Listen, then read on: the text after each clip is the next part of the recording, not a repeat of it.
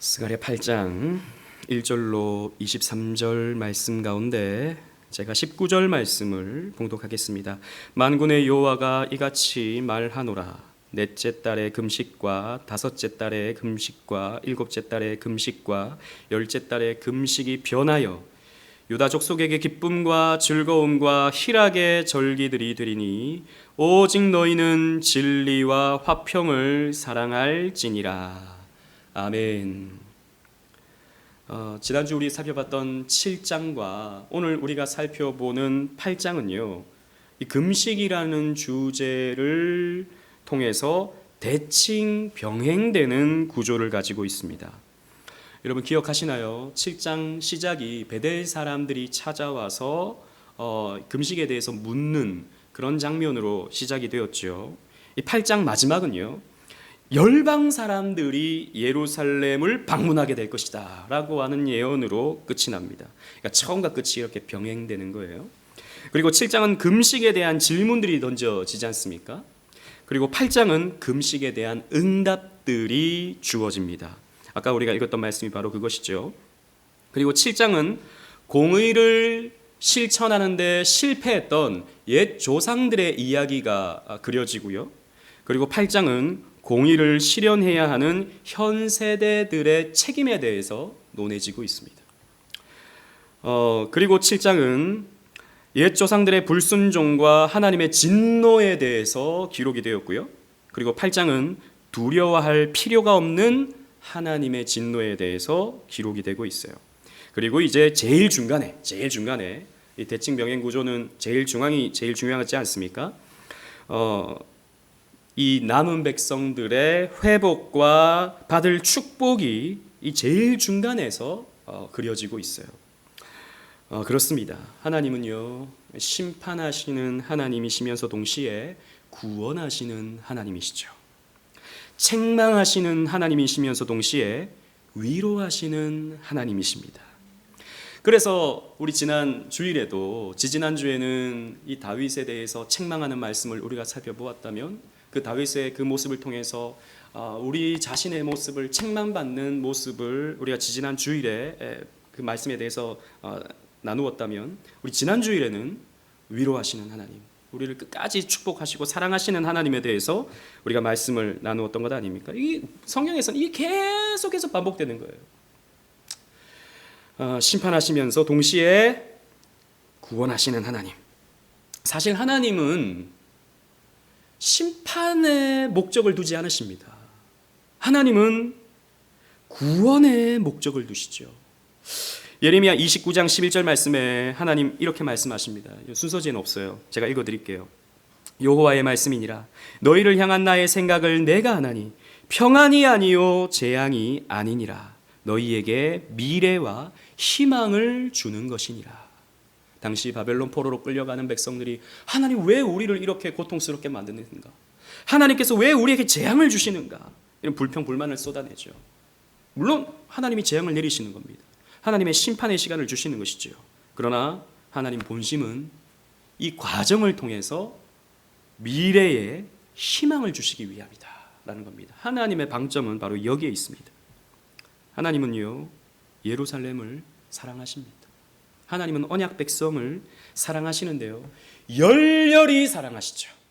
여러분 오늘 본문 보십시오. 1절 2절 제가 1절을 읽고 2절을 함께 읽겠습니다. 만군의 여호와의 말씀이 임하여 이르시되 시작. 만군의 여호와가 이같이 말하노라. 내가 시온을 위하여 크게 질투하며 그를 위하여 크게 분노함으로 질투하노라. 아멘. 본문에 질투라는 표현이 2번 반복되고 있죠. 이것은 강조의 표현입니다. 나는 질투한다 라고 말씀하고 있어요. 게다가 나는 분노함으로, 크게 분노함으로 질투하노라 라고 말씀하고 있습니다.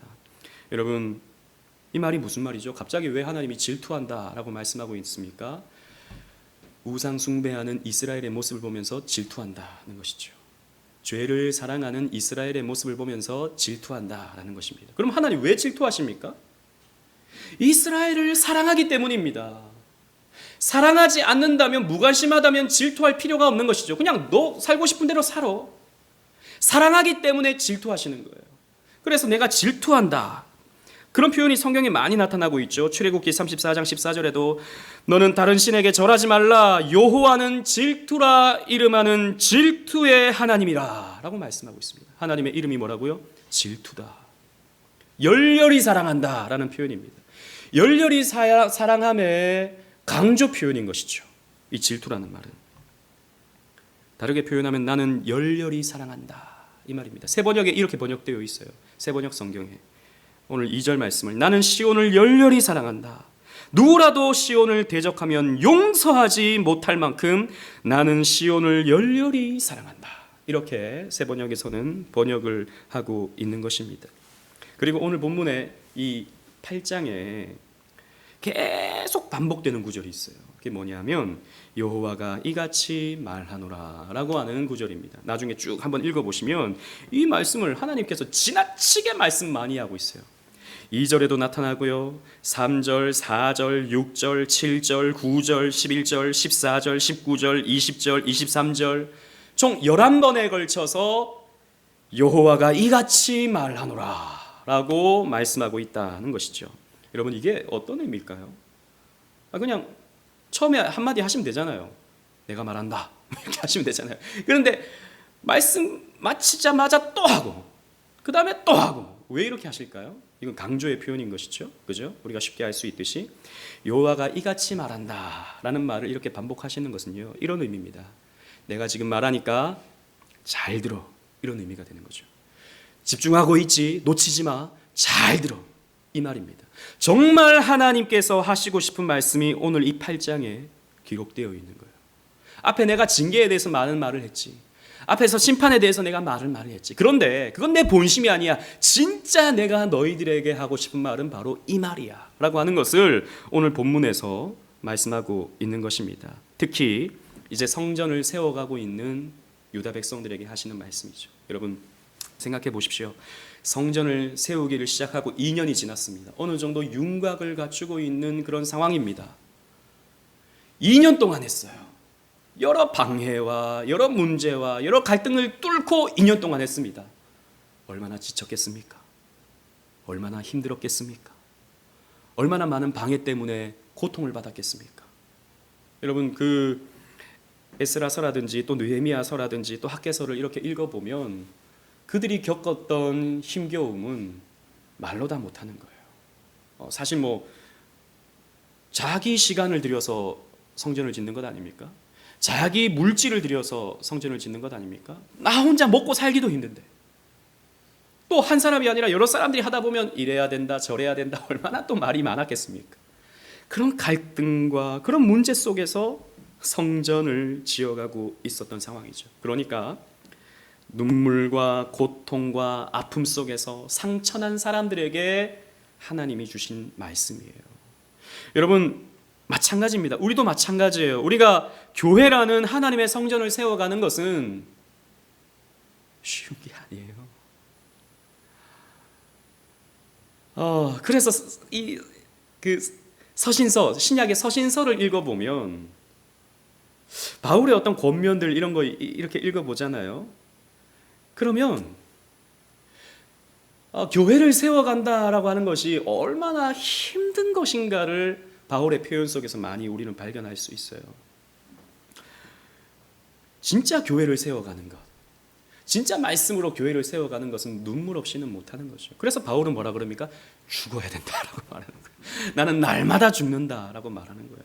내가 죽지 않으면 교회를 세울 수 없는 거죠.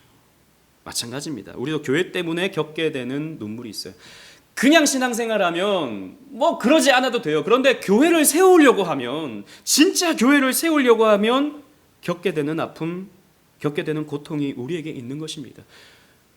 그런 성도들에게 오늘 우리에게 주시는 말씀이다라고 볼 수 있는 거죠. 그래서 우리가 놓치지 말아야 될 말씀이 바로 오늘의 말씀이 될 것입니다. 오늘 말씀을 통해서 하나님께서 어떤 위로를, 어떤 소망을 우리에게 주시는지 살펴봄을 통해 은혜를 받는 시간이 되었으면 좋겠습니다.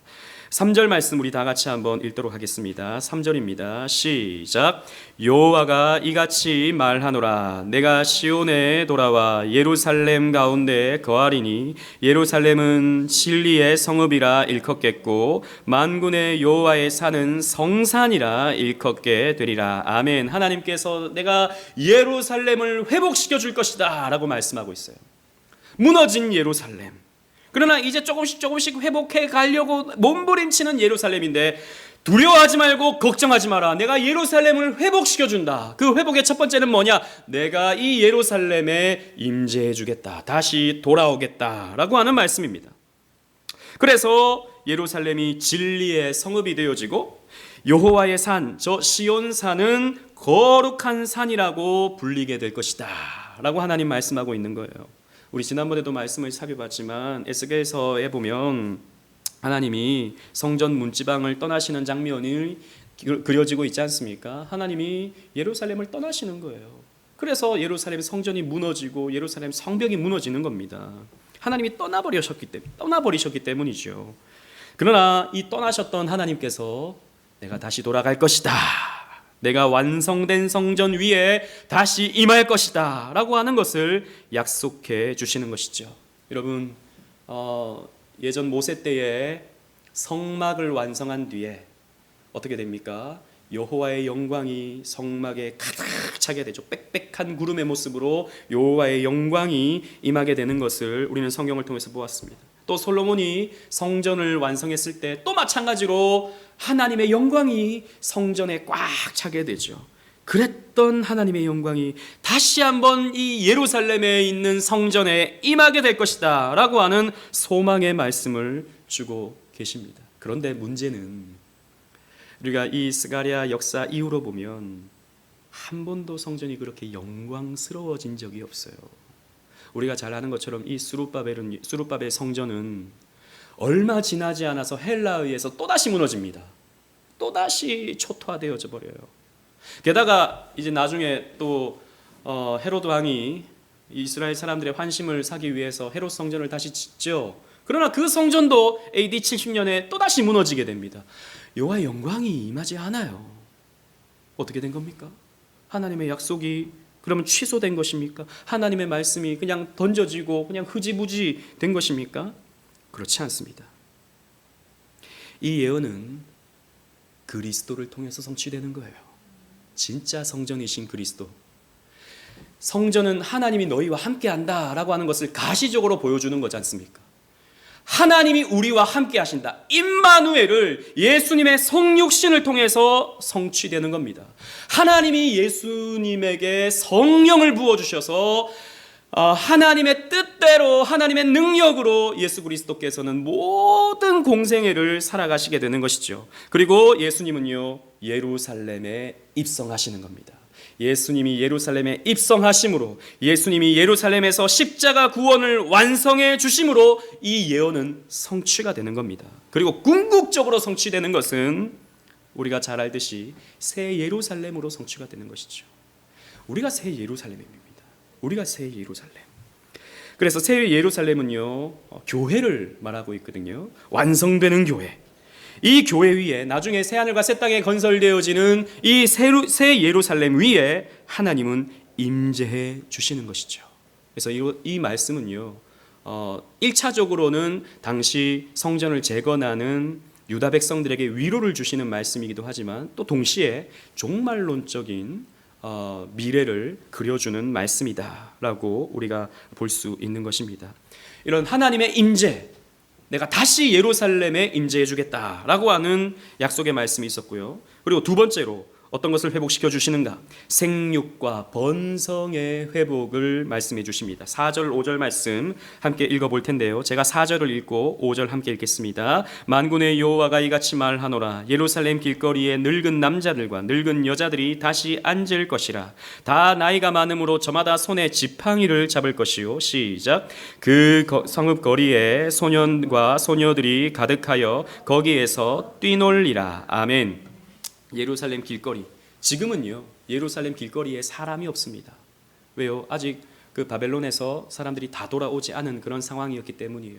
그리고 이 사마리아 사람들의 침공도 있고 또 이 주변에 이방 나라들이 약탈해가는 그런 상황들이 있었기 때문에 이 사람들이 이 주변에 없습니다. 예루살렘에.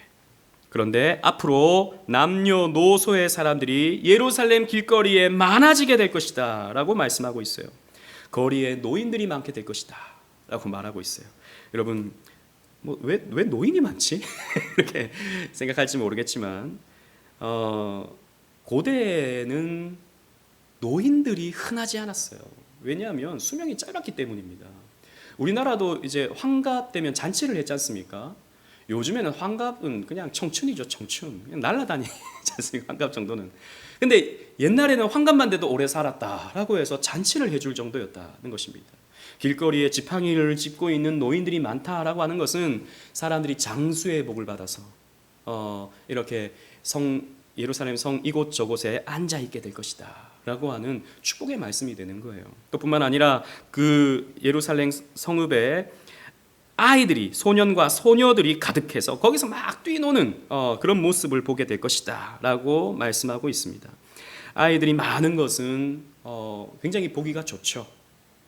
아이들이 뛰어놀고 아이들이 소리를 지르고 하는 그런 모습이 많은 것이 미래가 밝은 것 아니겠습니까? 오늘날 점점 우리 한국 사회에 아이들이 줄어가는 상황이 염려가 되는 상황이지 않습니까?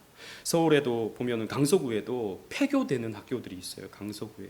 그러니까 신도시가 들어서고 꽤 오랜 시간이 지난 지역에 등촌동이라든지 가양동이라든지 이런 데는 학교들이 폐교가 된다고요. 초등학교가. 학생이 없어서. 이미 거기는 이제 신도시가 들어온 지 꽤 오래돼 가지고 나이가 점점 많아지게 된 겁니다. 그러다 보니까 아이들이 없게 되죠. 그래서 우리나라도 여러 걱정들을 가지고 있지 않습니까? 아이들이 많은 것은 미래가 밝은 것이죠. 교회도 마찬가지입니다. 교회도 아이들이 많이 있어서 뛰어다니고 소리를 지르고 그래서 때로는 예배에 좀 방해가 되기도 하지만 여러분 어쨌든 아이들이 많은 것은요 소망이 있는 겁니다. 그래서 아이들이 좀 뛰어다니고 아이들이 좀 소리를 좀 낸다고 해서 여러분 너무 또 이렇게 불편해하지 마시기 바랍니다. 아이들이 있기 때문에 자연스럽게 뭐 그러는 것이지라고 생각해주면 좋을 것 같아요. 아무튼 이것은요 사람들이 많아지게 된다라고 하는 그런 말씀이 되는 것입니다. 생육하고 번성하는 것이 하나님께서 주신 창조 명령입니다. 그죠? 그래서 언약의 자손들은 생육하고 번성해서 땅에 충만한 것 이것이 사명이며 축복의 결실이 되는 것입니다. 하나님의 영광이 임하게 될 때 이런 창조 명령이 회복되게 된다라는 것입니다. 그래서 이 예루살렘이 생육하고 번성하는 땅이 될 것이다 라고 말씀하고 있는 것이죠. 그래서 여러분 교회는 숫자가 다는 아닙니다. 교회 뭐 사람이 많이 모인다고 해서 좋은 교회라고 할 수 없죠. 사람이 적게 모인다고 해서 또 뭐 그 교회가 나쁜 교회라고 결코 말할 수 없을 것입니다. 하지만 우리는 한 영혼 한 영혼을 귀하게 여기고 교회가 빈자리를 채워가고 사람들이 듣든지 아니 듣든지 권하여 하나님의 집을 채워가는 것은 교회의 사명이 되는 것이죠. 우리 숫자에 너무 민감할 필요는 없지만 숫자에 대해서 우리가 너무 둔감해서도 안 되는 것입니다. 그래서 우리 예배 숫자가 줄면 여러분 그럴 수 있어요. 그럴 수 있지만 여러분 기도해 주십시오. 왜 예배 숫자가 줄었지? 빈자리가 좀 보이네. 왜 그 친구가 안 나왔지? 기도해 주셔야 됩니다. 어쨌든 교회는요 주님께서 주신 명령에 따라서 주님께서 주신 이 전도의 사명에 따라서 아버지의 집을 채우는 일에 우리가 열심을 내야 되는 것이죠. 루터는 그런 말 하지 않았습니까? 예배당에서 나타나는 빈자리에는 예배당에서 보이는 이 빈자리는 마귀가 앉아있다 뭐 그런 얘기를 그 테이블 토크에서 하지 않습니까? 루터가 설교를 하는데 사람들이 막 비어 있어요. 그러면 빈자리에 마귀가 앉아있게 막 느껴지는 겁니다. 사람들이 앉아서 우렁차게 찬양을 해야 되고 말씀에 집중해야 되는데 그 시간에 앉아있지 않는 그 모습을 보면서 안타까운 마음을 가진 루터의 그 표현이 아니었을까 그런 생각이 듭니다. 아무튼 이 예루살렘이요 번성하게 될 것이다.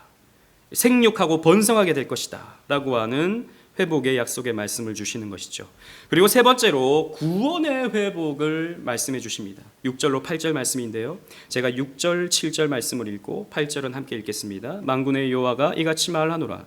이 일이 그날의 남은 백성의 눈에는 기이하려니와 내 눈에야 어찌 기이하겠느냐. 만군의 여호와의 말이니라. 만군의 여호와가 이같이 말하노라. 보라, 내가 내 백성을 해가 뜨는 땅과 해가 지는 땅에서부터 구원하여 내고 시작 인도하여다가 예루살렘 가운데에 거주하게 하리니 그들은 내 백성이 되고 나는 진리와 공의로 그들의 하나님이 되리라. 아멘.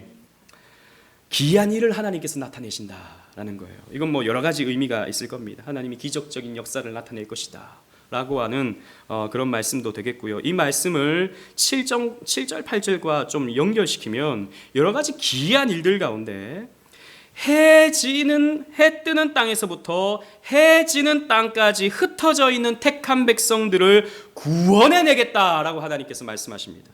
즉 하나님께서 나타내시는 놀라운 역사를 통해서 흩어져 있는 언약 백성들이 함께 모여서 구원받게 되는 날이 찾아오게 될 것이다 라고 말씀하고 있죠.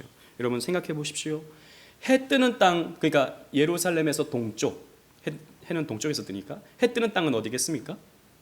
그렇죠, 바벨론이 될 겁니다. 해 지는 땅은 어디가 되겠습니까? 그렇죠, 애굽이 될 것입니다. 그렇게 흩어져 있는 하나님의 택한 백성들이 하나님의 기적적인 역사로 말미암아 구원받게 될 것이다 라고 하는 것을 말씀하고 있는 것이죠. 그래서 예루살렘에 거주하며 하나님을 예배하게 될 것이다 라고 말씀하고 있습니다. 하나님은요, 잃어버린 한 백성도 찾아가시는 하나님이십니다. 잃어버린 양 한 마리도 놓치지 않고 반드시 찾아 구원해내시는 하나님이세요. 흩어져 있는 언약 백성을 구원해내십니다. 그래서 여러분, 우리 주변에는 저 사람이 구원받을 수 있을까? 라고 생각되는 사람들이 있죠. 저는 저희 어머니가 구원받을 수 있을까? 그런 고민을 참 많이 했습니다.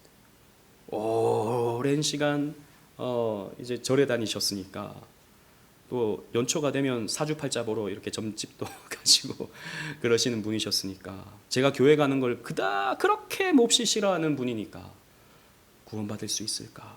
교회 다닐 수 있을까? 그런 고민을 참 많이 했었는데요. 정말 사랑하는 사람이, 정말 구원받아야 되는 사람이 하나님을 외면하고 복음을 하찮게 여길 때 참 우리 마음이 힘들고 아프지 않습니까?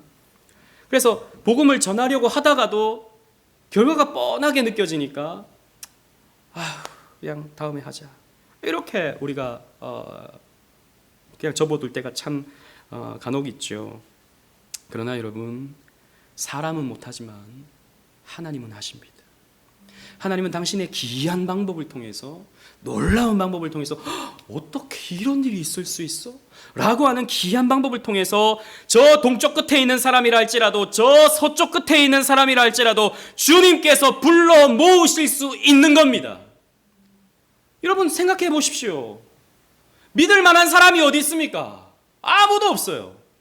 그냥 이 세대의 사람들 가운데, 불신 가운데 있는 사람들 보면요, 다 안 믿을 것 같이 보여요.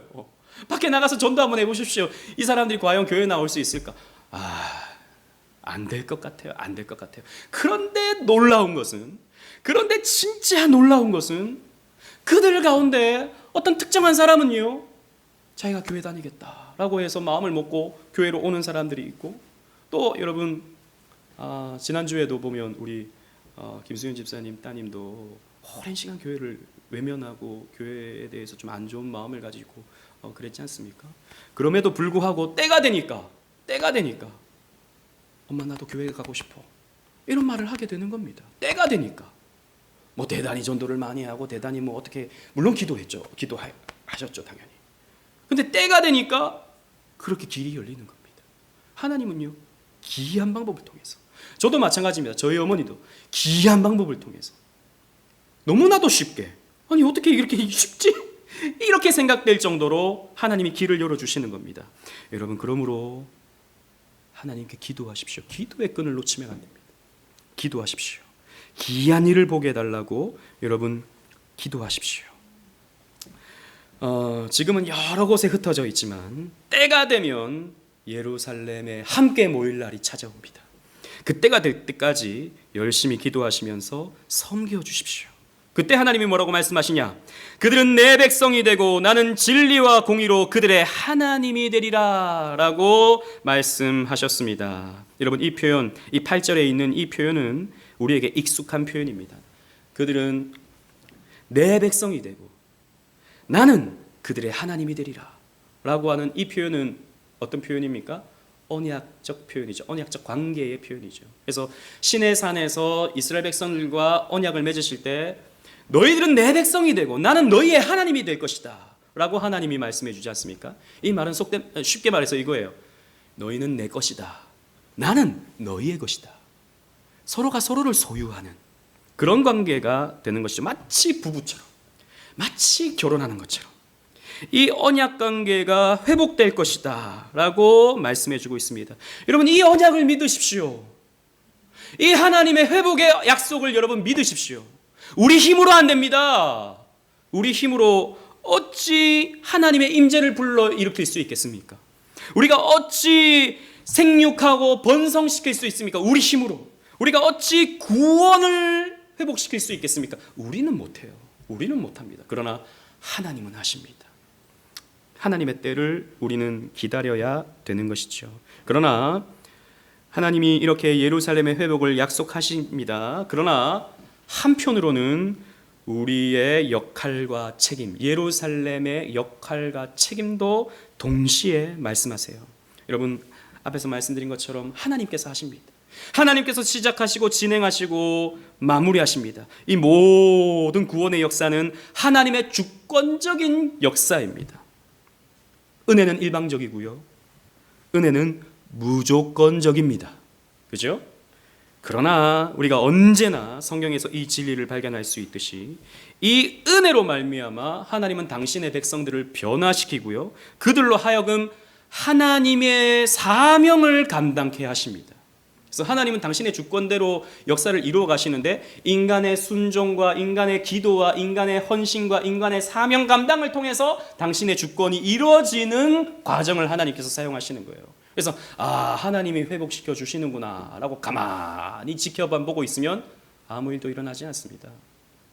우리는 우리의 역할과 책임을 다해야 돼요. 하나님의 주권 사역에 우리가 쓰임을 받아야 되는 것입니다. 그래서 하나님은요, 이 말씀을 주십니다. 9절 말씀 우리 다 같이 한번 읽어보도록 하겠습니다. 9절입니다. 시작. 만군의 여호와가 이같이 말하노라. 만군의 여호와의 집 곧 성전을 건축하려고 그 지대를 쌓던 날에 있었던 선지자들의 입의 말을 이 날에 듣는 너희는 손을 견고히 할지어다. 아멘. 지금 성전을 건축하려고 지대를 쌓던 날에 그때 선지자들이 너희에게 선포했던 말씀을 들었던 너희들아, 손을 견고히 해라. 손을 견고히 해라. 이렇게 말씀하고 있는 거예요. 이 손을 견고히 해라 라는 이 말이 무슨 말인가? 다른 성경에 보면요, 이 말은 주로 전투와 관련되어 있습니다. 전투를 할 때 손을 강하게 해라 이런 표현이 사용되고 있어요. 예를 들어서 사사기 7장 11절 말씀, 순서지어 있는 말씀 다 같이 한번 읽도록 하겠습니다. 시작. 그들이 하는 말을 들으라. 그 후에 내 손이 강하여져서 그 진영으로 내려가리라 하시니 기드온이 이에 그의 부하 부라와 함께 군대가 있는 진영 근처로 내려간즉. 보십시오, 하나님이 기드온에게 이 말씀을 하십니다. 내 손을 강하게 하라. 내 손을 다르게 똑같은 표현입니다. 손을 견고하게 하라. 강하게 해라. 이 말입니다. 여러분, 우리말로 치면 이런 말일 거예요. 주먹을 불끈 쥐라. 이 말입니다. 여러분, 주먹을 불끈 쥐다. 이런 말이 우리는 어떤 의미입니까? 용기를 내라. 이런 말이죠. 용기를 내라. 또 힘써 싸울 준비를 해라. 싸워라. 열심히 나아가라. 주먹 불끈 쥐고 열심히 한번 해봐라. 이런 의미죠. 좀 비슷하다고 생각합니다. 전투를 앞둔 기드온에게 내 손을 강하게 해라 라고 하는 말은 용기를 내서 달려가라. 미디안 군사들을 향해서 한번 나아가봐라 이 말입니다. 실천하라. 움직이라. 적극적으로 나아가라 라고 하는 이런 말씀이 되는 것입니다. 말씀을 들었으면 거기서 끝나는 것이 아니라 손을 견고하게 해야 되는 겁니다. 용기를 내고 그 말씀을 실천하려고 용기를 내고 그 말씀대로 한번 살아봐야 되는 거예요. 아유, 이 말씀대로 하다가는 내가 손해를 보는 거 아닌가? 이 말씀대로 그냥 믿고 나갔다가 내가 죽는 거 아닌가? 이런 두려운 마음 갖지 말라는 것입니다. 용기를 내서 한번 나가봐라 라는 말입니다. 그리고 하나님은요, 다시 한번 축복의 말씀을 주세요. 이 8장은 축복의 말씀으로 꽉꽉 채워져 있습니다. 10절 말씀에 보면 제가 그냥 요약해 드릴게요. 일을 하고 삭슬 받지 못하는 사람들이 있었는데 이제는 일한 만큼 너희들이 삭슬 받게 될 것이다. 그리고 12절에 보면 예루살렘 땅에는 포도나무가 자라나고 때를 따라 이슬이 내려서 먹고 살 수 있도록 내가 일용할 양식을 내리워 주겠다라고 말씀하십니다. 먹고 사는 건 내가 책임져 주겠다. 그러므로 두려워하지 말고 손을 견고히 해서 앞으로 나아가라 라고 말씀하고 있는 것입니다. 유다 백성들의 복이 될 수 있도록, 유다 백성들 자체가 복이 되도록 내가 만들어 줄 테니까 너희들은 나의 말씀에 순종을 해라 라고 하나님께서 연거푸, 또 뒤에도 보면 손을 견고히 해라 라는 말씀을 해주고 있어요. 그리고 하시는 말씀이 16절 17절 말씀입니다. 제가 16절을 읽고 17절을 함께 읽겠습니다. 너희가 행할 일은 이러하니라. 너희는 이웃과 더불어 진리를 말하며 너희 성문에서 진실하고 화평한 재판을 베풀고, 시작, 마음에 서로 해하기를 도모하지 말며 거짓 맹세를 좋아하지 말라. 이 모든 일은 내가 미워하는 것이니라. 여호와의 말이니라. 아멘. 여러분, 이 말씀을 한번 분석해 봅시다. 명령하신 내용 중에 첫 번째는 이웃과 더불어 진리를 말하라 라는 거예요. 진리를 말하라. 이것은 뭐 교리를 많이 배워서 교리를 서로 막 공부하고 이렇게 하라, 뭐 그런 의미도 될 수 있겠지만 사실 여기서는 진실을 말해라 라는 겁니다. 거짓말하지 말라 라는 거죠. 그러니까 몇 계명입니까? 9계명. 9계명에 대해서 말씀하고 있는 것입니다. 두 번째, 진실하고 화평한 재판을 베풀라 라고 했습니다. 과부나 고아나 가난한 자들에게 억울한 재판을 하지 말고 그들을 멸시하지 말고 공정하게, 공평하게 재판을 베풀라. 그러니까 이것은 사회 정의를 말하고 있죠. 재판은 또 10계명과 연결시켜 보면 9계명과 또 관련이 있다고 볼 수 있습니다. 앞에 진실을 말하는 것 똑같은 9계명과 관련이 있다고 할 수 있을 것입니다. 그리고 셋째, 마음에 서로 해하기를 도모하지 말라라고 했습니다. 저 사람 죽여버릴 거야, 이런 거 하지 말라는 겁니다. 그리고 저 사람을 좀 피해주는 이런 것도 도모하지 마라라는 겁니다. 어떻게 저 사람을 제거할까? 어떻게 저 사람에게 상처를 줄까? 저 사람이 나한테 상처를 줬는데 내가 어떻게 갚아줄까? 이런 생각하지 말라라는 것입니다. 10계명과 연결시켜보면 6계명, 살인하지 말라라는 계명과 연결이 될 것입니다. 그리고 넷째, 거짓 맹세하지 마라라고 했습니다. 이것은 3계명과 관련이 있을 겁니다. 그리고 9계명과도 관련이 있겠죠.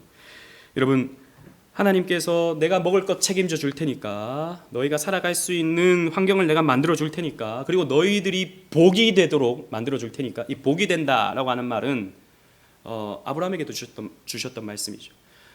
아브라함에게 너는 복이 될지라 라고 말씀하셨죠. 예전 성경에서는 복의 근원이 될지라 라고 말씀하셨습니다. 이 말이 무슨 말이죠? 복이 그 아브라함을 통해서 흘러간다라는 말입니다. 흘러간다.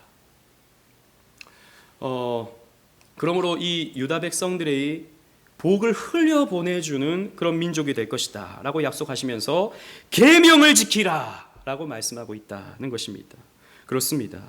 여러분, 하나님의 백성은, 하나님의 축복을 받는 백성은 축복받기 때문에 더욱 우리는 계명을 지켜야 되는 거예요. 하나님께서 우리에게 주신 영원한 도덕법인 이 10계명을 우리의 삶의 기준으로 여기고 이 말씀 앞에 거룩하게 진실하게 살려고 우리는 애를 써야 되는 것입니다. 구원받았으면, 복을 받았으면, 구원받았으니까 끝이 아니에요. 구원받았으니까 끝나버린 게 아닙니다. 구원받음의 증거를 나타내 보여야 되는 거예요. 구원의 열매를 나타내 보여야 되는 겁니다. 하나님께서 이 말씀을 주고 있는 것입니다. 너희들이 이렇게 회복이 되어지는데 회복된 결과로서의 열매를 내어놓아라 라는 것입니다. 그래서 예루살렘은요, 역할과 책임이 주어지게 되는 것입니다. 하나님은 언제나 이 말씀을 성경에서 우리에게 가르쳐주고 있죠. 그래서 구원은 필연적으로 거룩의 삶을 동반하게 되어 있습니다. 구원받은 사람은 거룩한 삶을 살 수도 있고 안 살 수도 있는 게 아닙니다, 여러분. 구원의 열매로서 거룩한 삶이 온전하게 거룩하지는 못한다 할지라도 부분적으로나 지향적으로 거룩함이 드러나야 되는 거예요. 또 다르게 표현하면 칭의의 은총을 입은 사람은 반드시 성화적인 삶을 살아야 되는 겁니다. 이건 동전의 양면과 같아서 동전은 앞면이 있으면 반드시 뒷면이 있듯이 칭의의 은총을 받았다면 성화의 열매까지 맺어가야 되는 겁니다. 이게 나타나지 않으면 구원받았다고 말할 수 없는 것이죠. 그래서 주님은 이렇게 말씀하십니다. 마태복음 7장 21절 우리 있죠. 마태복음 7장 21절 다 같이 읽겠습니다. 시작. 나더러 주여 주여 하는 자마다 다 천국에 들어갈 것이 아니요 다만 하늘에 계신 내 아버지의 뜻대로 행하는 자라야 들어가리라. 아멘.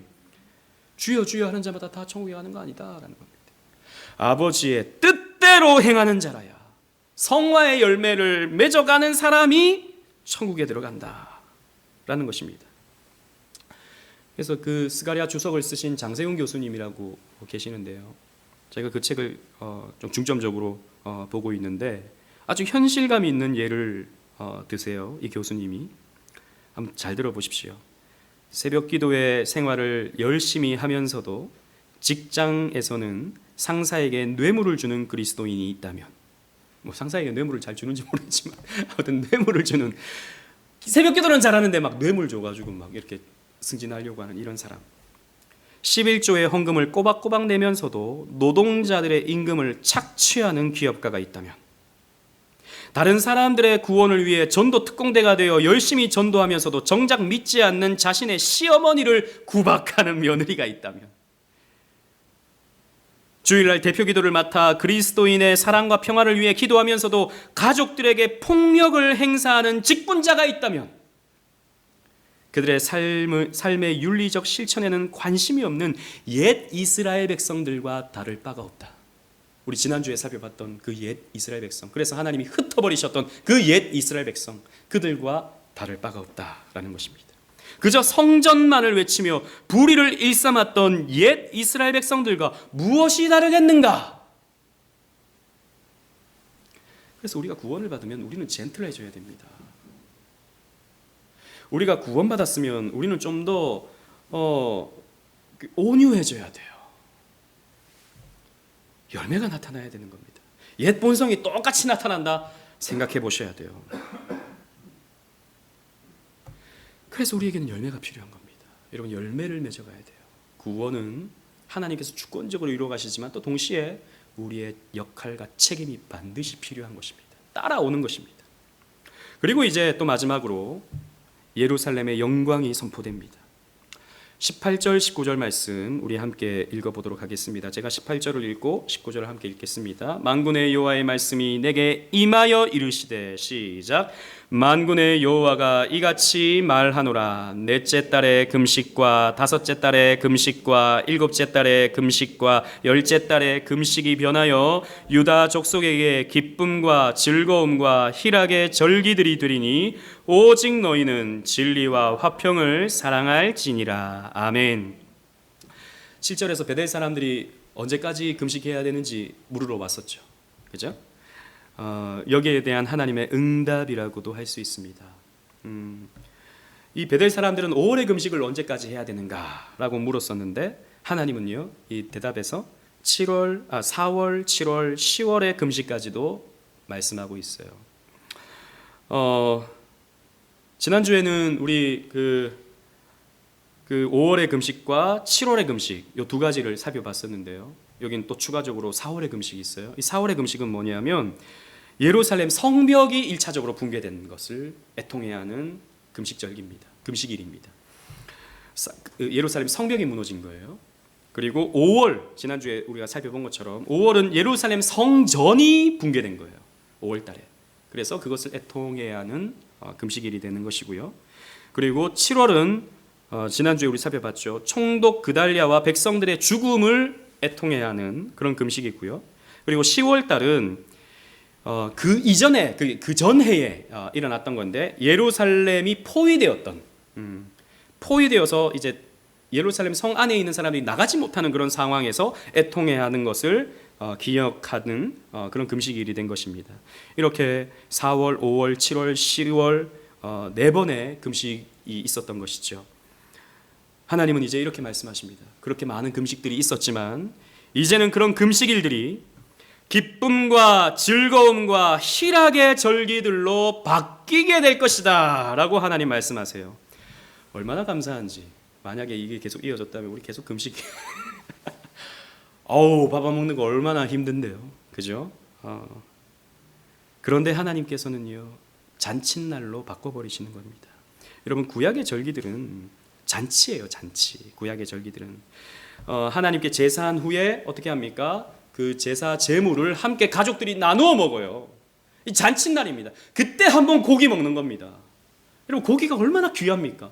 또 고기는 또 얼마나 맛있습니까? 요즘에는 고기가 흔해가지고 우리가 별로 맛있는지도 모르고 또 건강을 위해서 고기도 좀 피하는 그런 상황이지만, 옛날에 제가 어렸을 때만 하더라도 숯불 갈비를 먹는다, 이건 몇 년에 한 번 먹는 거였어요. 식당 가서 먹는 거.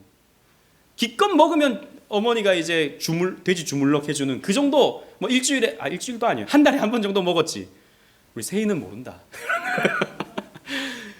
뭐 식당 가서 고기 먹는다, 이건 상상할 수 없는 일이었어요. 저는 친구 아버지가 사준 그 숯불 갈비의 맛을 저는 잊지를 못합니다. 그때 어렸을 때 먹었던. 그러니까 이 유다 백성들은요 그날만 기다리는, 절기만 기다리는 거예요. 언제 절기가 오나, 언제 절기가 오나. 그때 잔치가 열리니까. 하나님은요 이런 금식의 날을 절기 기쁨의 날로 바꿔버리신다라고 하나님께서 약속해 주시는 겁니다. 시편 30편 11절, 이게 하나님의 뜻입니다. 다 같이 한번 읽어보도록 하겠습니다. 시작. 주께서 나의 슬픔이 변하여 내게 춤이 되게 하시며 나의 베옷을 벗기고 기쁨으로 띠띠우셨나이다. 아멘. 여러분, 우리 구원의 과정이 바로 이겁니다. 우리 구원의 과정은요 이런 고통의 삶에서 이런 기쁨의 삶으로 바뀌어가는 과정이 우리가 구원받는 거예요. 어제 우리 대학부 성경 공부하면서 왜 인생에게 이런 고통이 찾아오는가, 왜 이걸 해도 힘들고 그래서 저걸 해도 힘든가, 내가 하고 싶은 거 그거 하는데도 시간이 지나면 왜 이렇게 힘들어지고, 내가 그렇게 좋아하는 사람도 만나서 3년 4년 사귀어보면 그것 때문에, 그 연애 때문에 상처받고 힘들어지는 이유가 무엇인가? 죄 때문이다라는 거죠. 인간이 타락했기 때문이다. 인간이 타락했기 때문에 모든 것이 왜곡되어지고 그래서 문제가 발생할 수밖에 없다라고 하는 것을 살펴봤어요. 그 근원적인 것은 아담이 선악과를 베어 물므로 인간이 타락하게 된 거죠. 그래서 그것이 우리에게도 영향을 미치게 되는 겁니다. 고통이죠. 여러분, 인생은 고통입니다. 우리가 이 땅에 발을 딛고 살아가는 그 모든 과정이 고통이에요. 쉬운 게 없어요. 그냥 되는 게 없어요. 조금 잘 되는 것 같다가도 문제가 빵 터져버리죠. 또 어쨌든 그 문제를 잘 해결해 보는 것 같다가도 또 문제가 발생하죠. 너무 힘들죠. 언제 끝나나 하다가 인생 끝나는 거예요. 우리가 죄인으로서 발을 딛고 살아가는 그 모든 과정 속에서 우리는 이런 쓴뿌리를 씹고 살아가는 겁니다. 그런데 이 고통의 이유가 바로 내 죄 때문임을 깨닫고, 내 죄를 씻어주시는, 내 죄를 해결해 주시는 예수 그리스도를 붙듦으로 내 죄가 씻어지는, 그래서 안식을 맛보고, 그래서 하나님이 주시는 기쁨을 맛보고, 하나님이 주시는 안식을 맛보는 과정이 바로 우리의 신앙생활이에요. 여러분, 아직 우리의 기쁨이 완성되지 않았습니다. 아직 우리의 안식이 완성되지 않았다고요. 여전히 우리는 죄의 몸뚱아리를 가지고 살아가기 때문에 완성되지 않았어요. 언제 완성됩니까? 저 새하늘과 새 땅이 완성될 때 비로소 우리는요 고통이 완전히 씻어지는 겁니다. 그때까지는 우리는 고통 속에서 살아가요. 그런데 이 고통을 이겨내는 것이 우리는 은혜를 맛보는 겁니다. 은혜를 맛보고 주님께서 주시는 교제 속에서 또 주님의 사랑을 체험함을 통해서 그 고통을 이겨가는 거예요. 우리는 이겨가는 과정 속에 있는 사람들입니다. 그래서 하나님이요 우리의 슬픔을 변하여 기쁨의 춤으로 바꾸어 가시는 겁니다. 그래서 우리의 삶에 하나님 때문에 찾아오는 기쁨이 있는 거예요. 하나님이 주시는 기쁨이 우리에게 찾아오는 겁니다. 우리는 그걸 맛보는 것이죠. 그래서 예수님께서 이 땅에 오셔서 슬픔 가운데 있는 사람들을 찾아가시죠. 문둥병 걸린 사람들, 또 앞을 못 보는 사람들, 또 죽어서 시체 냄새가 풀풀 나는 나사로의 가족들, 이런 사람들을 찾아오셔서 어떻게 하십니까? 그들의 삶을 회복시켜 주시는 겁니다. 회복시켜 주심으로 기쁨을 주시는 거죠. 그리고 먹고 마시고 잔치하는 그런 모습을 예수님께서 나타내 보이시는 겁니다. 그래서 예수님의 공생애 가운데 첫 번째 사역이 무엇이었습니까? 예수님이 나타내신 첫 번째 표적이 무엇이었습니까? 잔치 자리에서 물로 포도주를 바꾸는 사역이었어요. 이게 뭐죠? 기쁨 없는 세상에 기쁨을 주러 오신 거예요. 포도주는 기쁨을 의미하니까. 예수님은요, 기쁨 주시려고 우리에게 오신 거예요. 그래서 여러분 기도하십시오. 여러분들이 구해야 될 건 기쁨입니다. 돈보다도 중요한 것, 여러분의 건강보다 중요한 것, 주님께서 주시는 기쁨을 회복시켜달라. 하나님, 내게 기쁨이 없습니다. 하나님, 내게 기쁨이 없습니다. 기쁨을 주시옵소서. 하나님께서 채우시는 그 기쁨, 하나님께서 맛보게 해주시는 그 기쁨. 하나님, 내 인생이 너무 힘듭니다. 하나님, 내 인생이 너무 외롭고 고통스럽습니다. 주님께서 주시는 기쁨으로 내 이 고통스러운 마음을 해결해 주십시오. 우리 이렇게 기도해야 되는 거예요. 그래서 예수님은요, 잔치를 벌이시면서 그 잔치에 우리를 초청하시는 겁니다. 마태복음 9장 15절 말씀, 우리 또 지난주에 읽었던 말씀인데요, 다 같이 한번 읽도록 하겠습니다. 시작. 예수께서 그들에게 이르시되 혼인집 손님들이 신랑과 함께 있을 동안에 슬퍼할 수 있느냐? 그러나 신랑을 빼앗길 날이 이르리니 그때에는 금식할 것이니라. 아멘. 주님과 함께 할 때는 너희들이 슬퍼할 수가 없다. 금식할 수가 없다. 잔치해야 된다. 라고 하는 것을 말씀하고 있는 것입니다. 그러나 우리가 주님을 빼앗길 때, 즉 우리가 주님을 놓쳐서 우리 안에 근심과 걱정과 염려가 찾아올 때, 그럴 때는요, 금식을 해야 돼요. 금식을 해야 해서 주님의 은혜를 회복해야 되는 겁니다.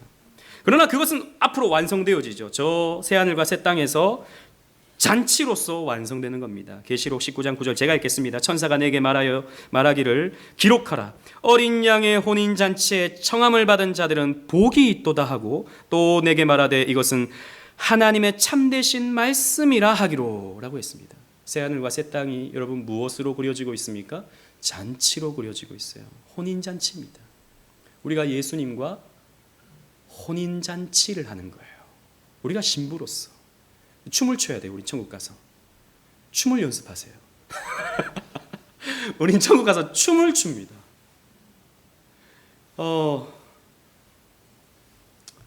삼위 하나님은 춤을 추시거든요. 삼위 하나님은. 우리 지난번에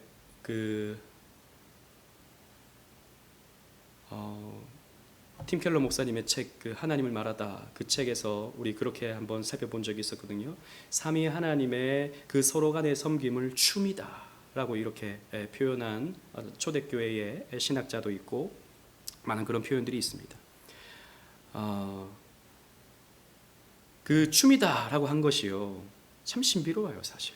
왜냐하면 춤이라고 하는 것은 내가 누군가를 함께 춤을 춘다. 우린 한국에서는 그런 춤을 잘 안 추죠. 예.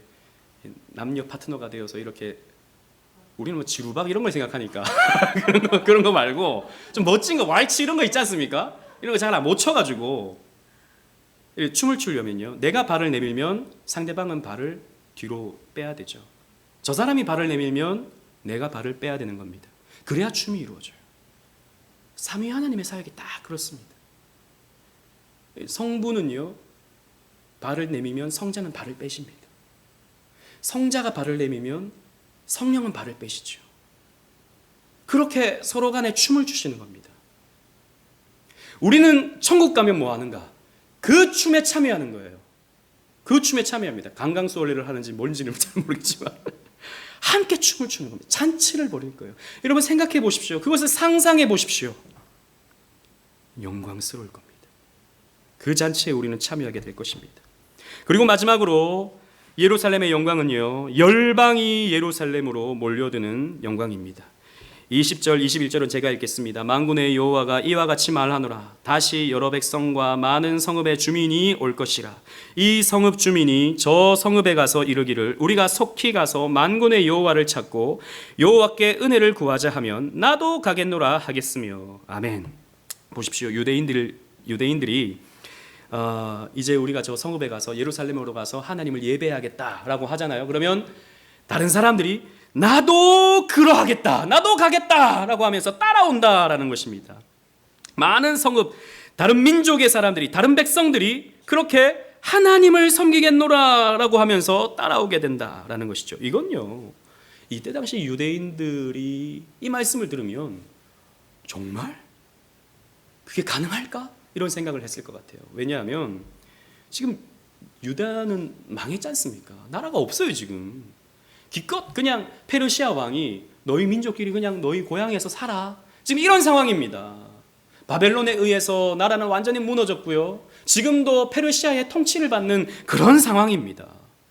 여러분, 바벨론의 그 마르둑이요, 여호와를 이긴 꼴이 되는 거예요. 우리는 그렇게 받아들이지 않지만 당시 사람들은 마르둑이 이긴 꼴이 되는 겁니다. 그리고 저 조로아스터교, 페르시아 사람들이 숭배하고 있던 그 조로아스터교에 아흐람 마즈다가 여호와를 이긴 꼴이 되는 겁니다. 그런데 다른 민족들이 그래서 시편에 보면 야, 너희들 노래 한번 불러봐, 너희 여호와의 이름 섬기는 신이 있다며 한번 찬양 한번 해봐, 막 이렇게 놀리지 않습니까? 그런 상황에서 우리가 어떻게 여호와의 이름을 부르면서 찬양을 하고 사람들이 그렇게 탄식하는 모습들이 있지 않습니까? 그런데 야, 여호와의 이름을 듣고 사람들이 나도 그 하나님을 섬길래 라고 사람들이 온다고요?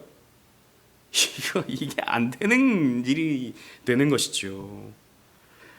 그러나 여러분, 이 날은 오는 것입니다. 이 날은 오는 거예요.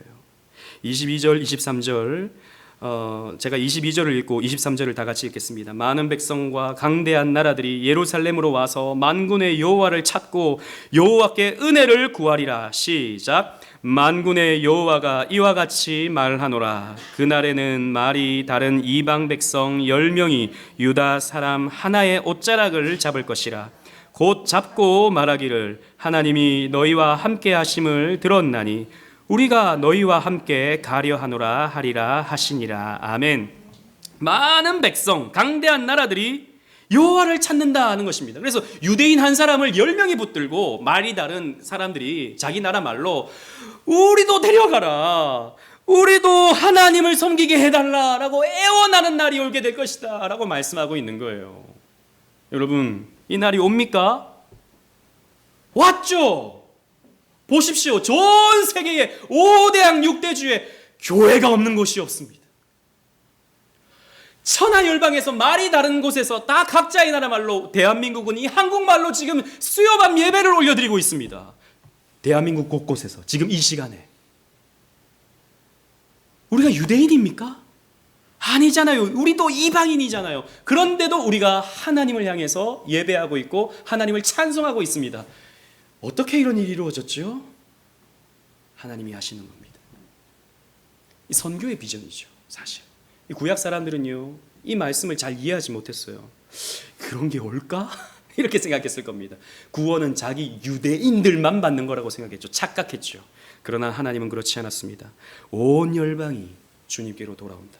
온 세계가 주님을 찬양하게 될 날이 온다 라고 하는 것을 이미 구약시대 때 예언해 놓았고, 예수님이 그것을 땅끝까지 이르러 내 증인이 되라 라고 하는 말씀에 따라서 사도들이 온 세계에, 또 사도들의 제자들이, 또 그들의 제자들이 세계에 흩어져서 온 세계가, 온 열방들이, 온 민족들이 하나님을 예배하게 되는 것입니다.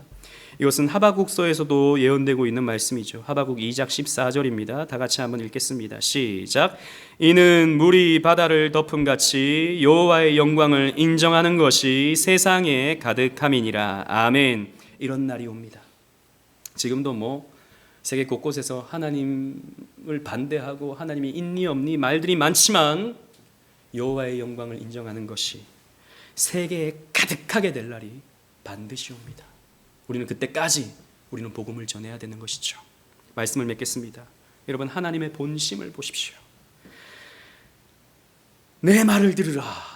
연거푸 말씀하시면서 강조하시는 하나님, 이 택한 백성을 버릴 수 없으신 사랑 많으신 하나님, 너무 사랑하셔서 분노하시며 질투하시는 하나님, 이 하나님을 보십시오. 이 하나님이 여러분의 하나님입니다. 이 하나님이 나의 하나님이 되세요. 이 2500년 전의 하나님이 오늘을 살아가는 나와 함께 하시는 하나님이라는 것을 여러분 잊지 마십시오. 이 하나님은요, 우리를 회복시켜 주시고 여러 가지 문제와 여러 가지 아픔과 여러 가지 상처 속에서 살아가는 저와 여러분들을 회복시켜 주실 것입니다. 여러분, 우리는 구원받는 과정 속에 있다 그랬잖아요. 우리도 마찬가지입니다. 우리의 이 고통이 씻어질 날이 옵니다. 내가 지금 이렇게 아파하는 문제가 해결될 날이 오는 것입니다. 왜요? 하나님이 우리를 사랑하시는 하나님, 구원하시는 하나님이시기 때문이에요. 스바냐 3장 17절 말씀, 제가 너무 좋아하는 말씀인데 이 말씀 다 같이 읽겠습니다. 시작. 너의 하나님 여호와가 너의 가운데에 계시니 그는 구원을 베푸실 전능자시라. 그가 너로 말미암아 기쁨을 이기지 못하시며 너를 잠잠히 사랑하시며 너로 말미암아 즐거이 부르며 기뻐하시리라 하리라. 아멘. 나를 기뻐하시는 하나님, 내가 뭐라고, 이 죄인된 몸뚱아리 내가 뭐라고. 그런데 우리를 잠잠히 변함없이 사랑하시는 하나님이 바로 여호와 하나님이십니다. 그러므로 여러분, 오늘의 눈물과 아픔과 고통에서 절망하지 마십시오. 우리는 절망할 이유가 없는 사람들입니다. 절망할 자격이 없는 사람들이에요. 왜냐하면 하나님께서 우리의 삶을 회복시켜 주실 것이 약속되어 있기 때문입니다. 진정한 성전이신 그리스도께서 우리에게 이 교회라고 하는 성전도 주셨어요. 그래서 이 교회를 통해서 하나님은요, 우리를 회복시켜 주실 것입니다. 여러분, 이 은혜를 받았다면 오늘 우리에게 주어진 역할, 오늘 우리에게 주어진 책임 앞에 최선을 다해야 됩니다. 하나님의 계명을 귀하게 여기면서 우리는 이 말씀을 지켜 행할 수 있어야 됩니다. 그러다 보면 반드시 하나님께서 우리를 영광스럽게 하신다라는 거죠. 우리 인생을 기쁨의 잔치로 변화시켜 주신다라는 것입니다. 우리는 그렇게 마무리될 거예요. 우리의 끝은 잔치로 마무리가 될 겁니다. 해피엔딩이죠. 따라서 기독교의 종말론, 내세론, 미래관은 결코 어둡지 않습니다. 오히려 소망으로 가득 차게 되죠. 이 믿음을 가지는 저와 여러분들 되시기를 주님 이름으로 축원합니다. 아멘.